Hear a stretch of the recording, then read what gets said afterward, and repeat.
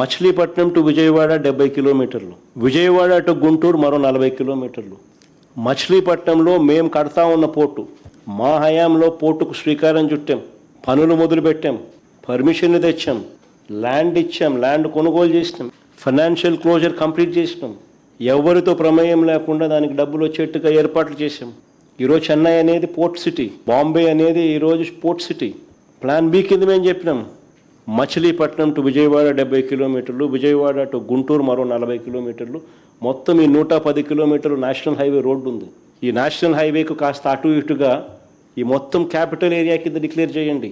మచిలీపట్నం నుంచి ఎంఏ తీసుకోండి, విజయవాడ నుంచి విఐ తీసుకోండి, గుంటూరు నుంచి GUN తీసుకోండి, మావి గన్ అని పేరు పెట్టండి. మచిలీపట్నం, విజయవాడ, గుంటూరు, మా వి గన్. సరే, గన్ అంటే బాగుండదు నీకు, అది జగన్ అనేది గుర్తుకొస్తుంది లేననుకుంటే సరే వేరే పేరు పెట్టండి. బ్రహ్మాండమైన 110 కిలోమీటర్లు క్యాపిటల్ ఏరియాని డిక్లేర్ చేయండి కారిడార్ కింద.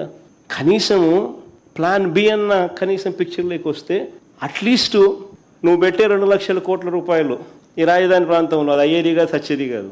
ఆ 2 లక్షల కోట్లలో 10% పెడితే చాలు ఈ మచిలీపట్నంకు, ఈ విజయవాడకు, ఈ గుంటూరు మధ్య కనెక్టివిటీ కోసం, రింగ్ రోడ్లు, ఇతరాతర పనుల కోసం, ఇతర మౌలిక సదుపాయాలు, చిన్న చిన్న మౌలిక సదుపాయాల కోసం 10% పెడితే చాలు.